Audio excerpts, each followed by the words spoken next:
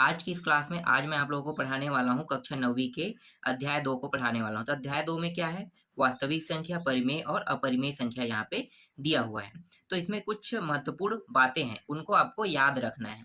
बहुत ही महत्वपूर्ण है, इसीलिए मैं आपको यहाँ पे बता रहा हूँ। तो चलो शुरू करते हैं। तो सबसे पहले हम देख लेते हैं प्राकृत संख्या को देख लेते हैं।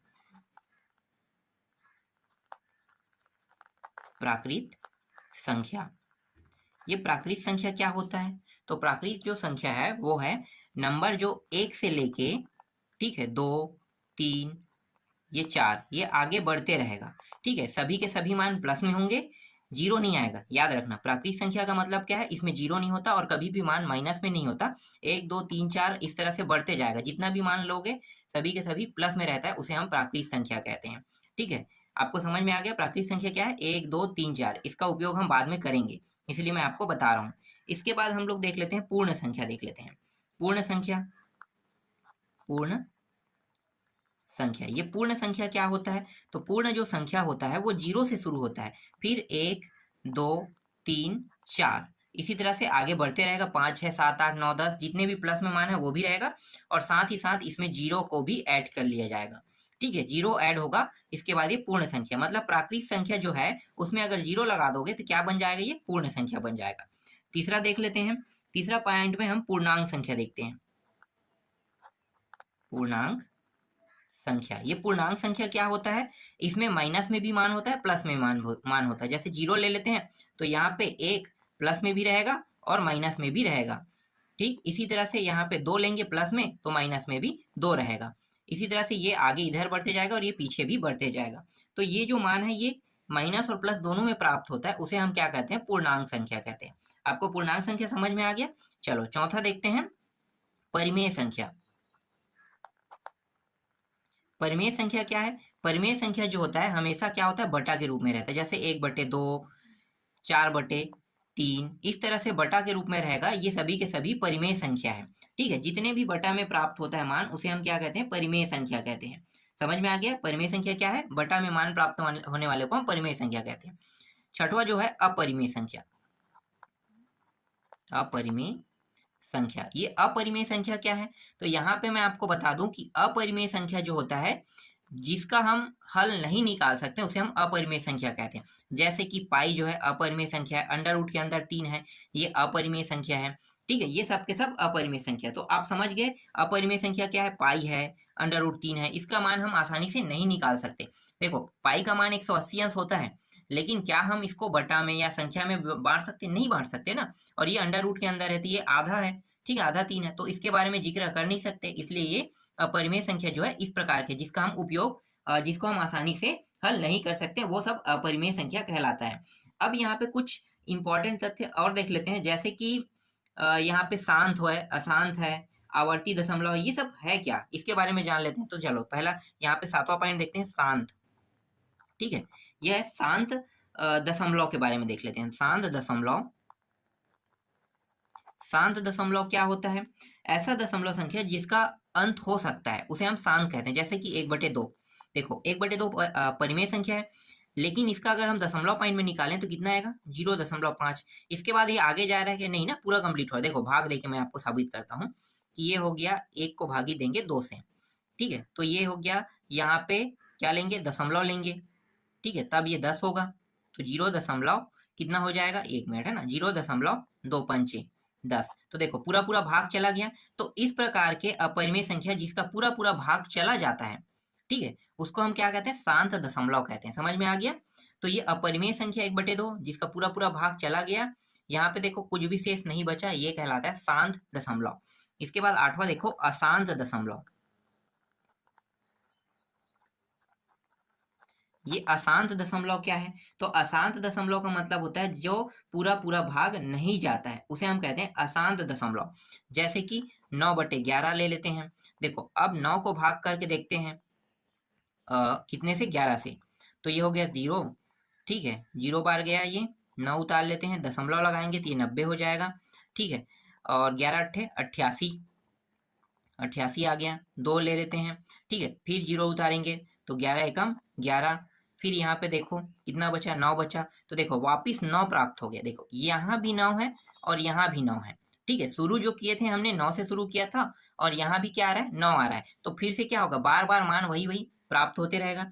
इसको हम कहते हैं अशांत दशमलव कहते हैं। समझ में आ गया? जहां से हमने शुरू किया था वहीं फिर से यहाँ पे हमें प्राप्त होने लगा, इसी को हम क्या कहते हैं अशांत दशमलव। इसके बाद है आवर्ती दशमलव, देख लेते हैं। 9वां जो टॉपिक है वो है आवर्ती दशमलव। ये आवर्ती दशमलव क्या है? तो देखो आवर्ती दशमलव जो है वो बार बार एक ही शब्द एक ही संख्या का प्राप्त होना, जैसे कि 2/3 इसका मैं भाग करता हूँ 2 का 3 से, ठीक है। तो देखो ये शून्य बार गया, ठीक है, 2 उतार लो, दशमलव लेंगे तो यहाँ पे 0 लगा देंगे, फिर 3 छक्के 18 हो गया, यहाँ पे 18 आ गया, फिर यहाँ पे देखो 2 प्राप्त हो रहा है। ध्यान देना, यहाँ से 2 से शुरू किए फिर से 2 प्राप्त हो गया।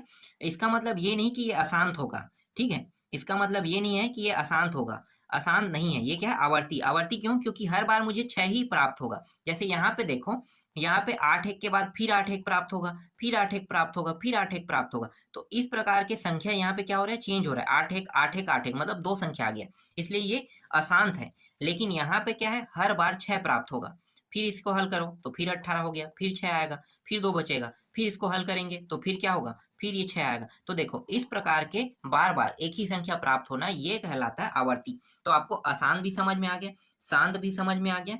इस प्रकार के दशमलव को शांत दशमलव कहते हैं। देख लो, जिसमें पूरा पूरा भाग चला जाए, कोई भी शेष ना बचे। इसमें शेष बचेगा लेकिन जो शेष है और जो इसका भागफल है वो क्या होगा, भागफल जो है वो बार बार 2 संख्या 3 संख्या इस तरह से प्राप्त हो सकता है। लेकिन आवर्ती दशमलव क्या है, बार बार एक ही संख्या प्राप्त होना, ये आवर्ती दशमलव कहलाता है। आपको समझ में आया ये चीज? चलो अब हम प्रश्नावली के प्रश्नों को देख लेते हैं। तो प्रश्नावली 2.1 का पहला प्रश्न क्या है, निम्नलिखित कथनों के लिए उदाहरण दीजिए। पहला क्या है, एक संख्या जो प्राकृतिक संख्या, पूर्ण संख्या और पूर्णांक संख्या है। तो देखो पूर्ण भी हो, पूर्णांक भी हो और प्राकृतिक भी हो। तो मैंने अभी आपको पढ़ाया था ना, तो यहाँ पे देखो प्राकृत का जिक्र किया है। यहाँ पे मैं आपको बता देता हूँ प्राकृत संख्या क्या होता है, 1 2 3 4 इस तरह से ये आगे बढ़ते रहेगा। फिर पूर्णांक क्या होता है, पूर्णांक जो संख्या होता है यहाँ पे इसको हम लेंगे माइनस और प्लस दोनों में होता है, ठीक है। तो -2 -1 0 1 2 3 इस तरह से जाएगा। और पूर्ण क्या होता है, पूर्ण जो होता है वो 0 से शुरू होकर 1 2 3 इस तरह से आगे बढ़ता रहेगा, ठीक है। तो ये होता है पूर्ण संख्या। लेकिन इस प्रश्न में क्या कहा है, इस प्रश्न में कहा है कि प्राकृतिक संख्या भी हो, पूर्ण संख्या भी हो, पूर्णांक संख्या हो। तो देखो तीनों में जो एक ही जैसे संख्या है उसी बस को लेना है। तो 1 2 3 इसमें है, 1 2 3 इसमें है, आगे बढ़ते जाएगा, 4 भी रहेगा इसमें, फिर यहाँ भी रहेगा। तो यहाँ पे आंसर क्या हो जाएगा, 1 2 3 4 1 2 3 4 1 2 3 4 इस तरह से आगे बढ़ते रहेगा। तो जो मैंने यहाँ पे अंडरलाइन किया है यही इसका आंसर होगा। समझ में आ गया? हम लिखेंगे तो इस तरह से, लेकिन आपको बताना है इस प्रकार से कि जो अंडरलाइन हमने किया है वही क्या होगा, हमारा आंसर होगा। चलो आगे देखते हैं। नेक्स्ट प्रश्न क्या है, एक संख्या जो पूर्ण संख्या हो परंतु प्राकृतिक संख्या न हो। देखो पूर्ण संख्या हो लेकिन प्राकृतिक संख्या न हो। अब यहाँ पे देखो पूर्ण संख्या, देखो प्राकृतिक संख्या क्या है, यहाँ पे देखो पूर्ण संख्या वाला लाइन में एक ही प्रश्न में मैंने सभी आंसर को यहाँ पे बता देता हूँ। चलो देखो ये है प्राकृतिक संख्या, लेकिन ये जो है ये प्राकृतिक संख्या नहीं है। तो ये क्या होगा, ये इसका आंसर होगा, यही पूर्ण संख्या है। समझ में आ गया दूसरा प्रश्न का आंसर। तीसरा क्या है, एक संख्या जो परिमेय संख्या हो परंतु प्राकृतिक संख्या ना हो। परिमेय संख्या हो लेकिन प्राकृतिक संख्या ना हो। तो देखो प्राकृतिक संख्या क्या है, 1 2 3 4 है, इसका भी आंसर 0 आएगा। तो आपके जो 3 प्रश्न है उसका आंसर आपको मिल गया। पहला प्रश्न का आंसर 1 2 3 आया, दूसरा प्रश्न का आंसर 0 और तीसरा का भी 0 आ गया। चलो आगे देखें। अब हम लोग देख लेते हैं दूसरा प्रश्न को। दूसरा प्रश्न थोड़ा सा टफ रहेगा, लेकिन अगर आप समझ गए तो बहुत ही आसान रहेगा। चलो देखें क्या है दूसरा प्रश्न में। यहाँ पे दिया हुआ है दूसरा प्रश्न है 6 व 7 के बीच 3 परिमेय संख्या ज्ञात कीजिए। अब 6 और 7 के बीच 3 परिमेय संख्या ज्ञात करना है, तो 6 यहाँ पे लिखो और यहाँ पे 7 लिखते हैं, ठीक है। इन दोनों के बीच कितनी संख्या चाहिए हमें, 3 परिमेय संख्या चाहिए संख्या। तो इसका एक नियम है, क्या है कि ये जो मान है ना इसमें हमेशा 1 की वृद्धि कर देते हैं। तो कितना हो जाएगा, 4 हो जाएगा। कितना हो जाएगा, 4। हमें ज्ञात करने के लिए कितना का है, 3 का है। तो 3 में अगर हम 1 की वृद्धि कर देंगे कितना हो जाएगा, 4 हो जाएगा। अब इसको हम बटा में बांट लेते हैं, क्योंकि परिमेय संख्या किसमें होता है, हमेशा बटा में रहता है। तो यहाँ पे कुछ नहीं है, इसका मतलब क्या है कि ये 6/1 हो जाएगा व ये हो जाएगा 7/3। 1 हो जाएगा। इस तरह से फॉर्म में हम लिखते हैं, ये होता है परिमेय संख्या। अभी जो हमें ये 4 जो प्राप्त हुआ है, इसका हम क्या करेंगे, ये जो 4 प्राप्त हुआ है, ये अंश है, ये हर है, ये अंश है, हर है, दोनों में क्या करेंगे, इसका गुणा कर देंगे। तो गुणा कर दो, तो 6 गुणित 4, 1 गुणित 4, इसके साथ भी गुणा कर दिए। ठीक है, कितना हो जाएगा, 6 चौक 24 और यहाँ पे 4 एकम 4 प्राप्त होगा। वह इसके साथ भी वही करेंगे, 7/1 गुणित 4 और ये 4। ठीक है, इस 4 का हम किसके साथ गुणा करें, यहाँ भी इसके साथ गुणा करें, ऊपर नीचे इसके भी साथ ऊपर नीचे गुणा कर रहे हैं। तो ये हो जाएगा 7 चौक 28 और ये हो गया 4 एकम 4। अब देखो इन दोनों के बीच में हमें कितनी संख्या चाहिए, 3 संख्या। तो 24 के बाद क्या आता है, 25 आता है और नीचे में क्या है, 4 है। फिर 25 के बाद क्या आता है, 26, नीचे में क्या रहेगा, 4 रहेगा। और 26 के बाद क्या है, 27 और 4। देखो 24/4 और 27/4 के बीच में कितनी संख्या आ गया, 3 संख्या आ गया। या हम कहें 6 व 7 के बीच में हमें कितनी संख्या निकालना था, 3 परिमेय संख्या। तो देखो 3 परिमेय संख्या क्या है, 25/4, 26/4, 27/4 है। तो यहाँ पे लिख लो, अतः 6 व 7 के मध्य 3 परिमेय संख्या क्या क्या है, यहाँ पे 25/4, 26/4 और यह 27/4 यहाँ पे है। ये क्या है, इसका आंसर है। देखो बहुत ही आसानी से मैंने इसे हल कर दिया। ठीक है, समझ में आई है आपको। चलो आगे देखते हैं तीसरा प्रश्न। तीसरा प्रश्न क्या है, तीसरा प्रश्न यहाँ पे दिया है, 4/7 व 5/7 के बीच 5 परिमेय संख्या ज्ञात कीजिए। अब 5 परिमेय संख्या ज्ञात करना है, तो यहाँ पे हम क्या करेंगे, 4/7 को लिखेंगे और यहाँ पे 5/7 को लिखेंगे। देखो 4/7, 5/7, तो यहाँ पे देखो नीचे में पहले से हर मौजूद है, तो क्या हम इसे परिमेय में बनाएंगे, नहीं बनाएंगे। पहले से जो बटा में है उसको हमें बटा में रहने देना है, जिसमें बटा नहीं रहेगा उसमें हमें क्या करना है, नीचे में हमें संख्या 1 जोड़ना है। तो इसमें हमें कुछ नहीं करना है, सिर्फ हमें 5 परिमेय संख्या निकालना है। संख्या, ठीक है, 5 परिमेय संख्या हमें क्या करना है, ज्ञात करना है। तो देखो हम क्या करते हैं, इसमें हमें 1 का वृद्धि कर देना है, कितना हो गया, 6। अब इस 6 को क्या करेंगे, इसके साथ गुणा कर देंगे। तो 4/7 के साथ 6 का गुणा और नीचे में भी यहाँ पे 6 का गुणा हो गया, कितना हो गया, 6 चौक 24 और 7 छक्के 42। तो ये हो गया 24 और यहाँ पे 42 प्राप्त हो गया। वह यहाँ पे 5 है और नीचे में 7 है, इनके साथ भी 6 का गुणा हो जाएगा। तो 6 का गुणा करेंगे तो ये हो जाएगा 5 छक्के 30 और ये हो गया 7 छक्के 42। अब इन दोनों के बीच में देखो संख्या निकालते हैं, तो यहाँ पे 25 के बाद क्या आ गया, 26/42, 27/42, 28 यहाँ पे 42 और ये रहा 29/42 और यहाँ पे मैं भूला क्या था, 25 ना, तो 25/42। तो देखो 25, 26, 27, 28, 29। तो देखो 24 से 30 के बीच में 5 परिमेय संख्या निकल गया। तो यहाँ पे आप लिख सकते हैं, अतः 4/7 व 5/7 के मध्य 25/42, 26/42, 27/42, 28/42 व 29/42 परिमेय संख्या होगा, संख्या होगा। तो देखो कितनी आसानी से मैंने इसे बना दिया। अब थोड़ा सा टाइप चेंज करते हैं इसमें। ठीक है, टाइप चेंज करने वाले को कैसे हल करना है, तो देखो टाइप चेंज करने वाले प्रश्न को इस प्रकार से आपको हल करना है। तो यहाँ पे टाइप चेंज वाला जो प्रश्न है वो चौथा है। तो चौथा को देखो, चौथा क्या है, 2/3 व 3/4 के मध्य 3 परिमेय संख्या ज्ञात कीजिए। देखो देखने में तो एक जैसा है, जैसा पहले हल हुआ है वैसे ही हल होगा, लेकिन यहाँ पे टाइप चेंज है। क्यों टाइप चेंज है, तो वही चीज मैं यहाँ पे आपको बताने वाला हूँ। देखो क्या क्या दिया है संख्या। तो चौथा प्रश्न में यहाँ पे देखो इसे हल कैसे करना है, सॉरी ये 3 क्या है, 4 है। ठीक है, इसमें कितने परिमेय संख्या निकालना है, 3 परिमेय संख्या, 3 परिमेय संख्या। और मैंने आपको बताया है कि ये जो है थोड़ा सा टाइप चेंज है।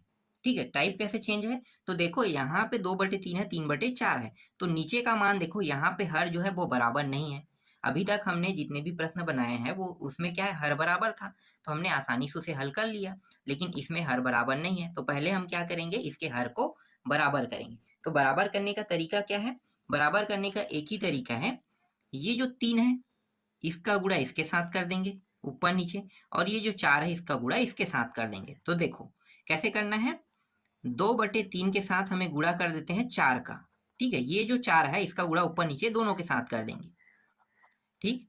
और यहाँ पे देखो ये जो 3 है इसका गुणा हम इन दोनों के साथ कर देंगे, तो 3/4 के साथ गुणा कर देंगे, कितना हो जाएगा, 3/3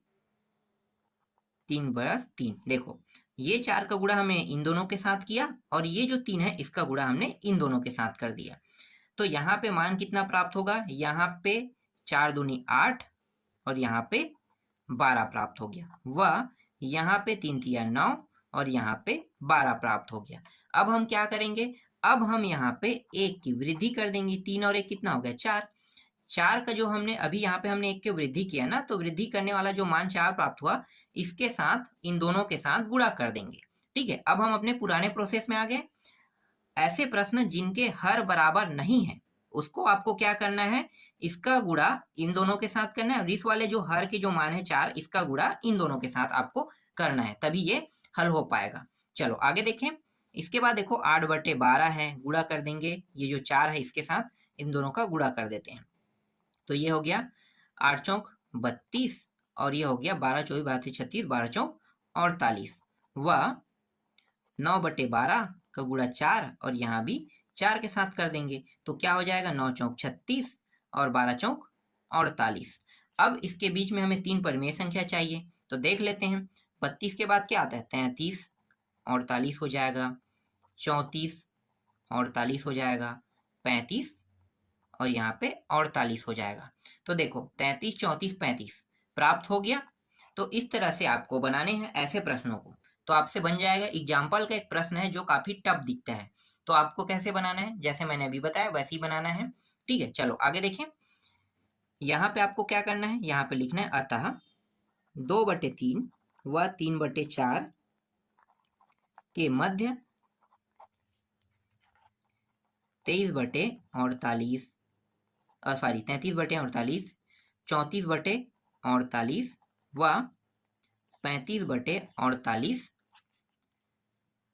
3 परिमेय संख्या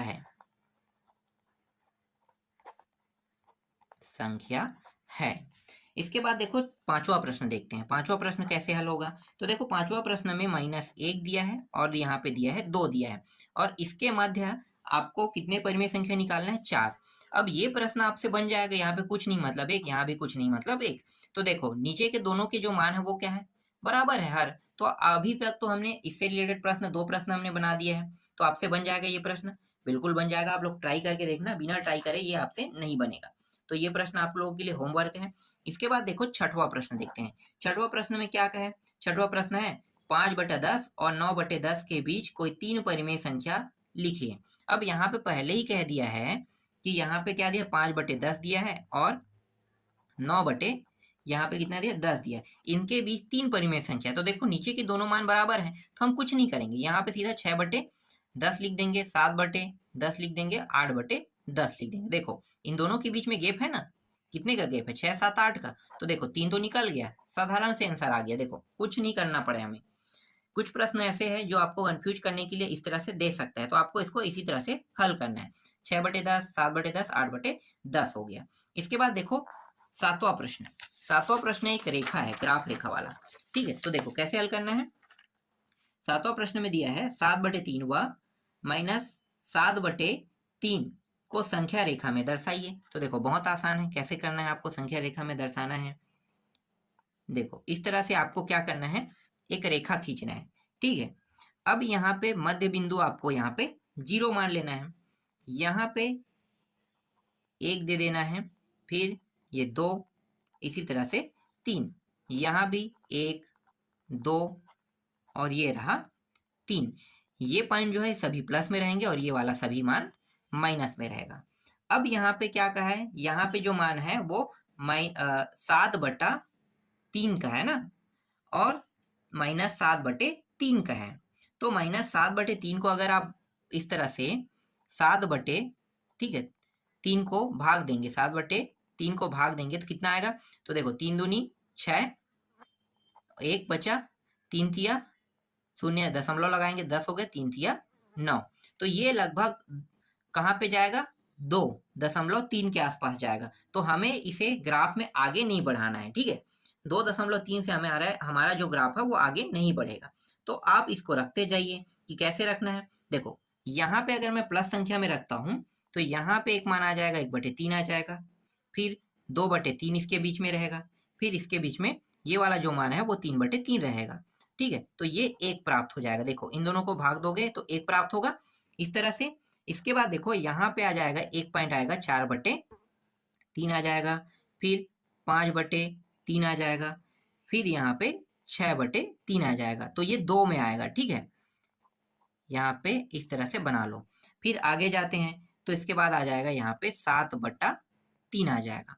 अब यही संख्या इस साइड में रखेंगे तो 1 2 3, तो ये हो जाएगा माइनस में रहेगा ना, 1/3।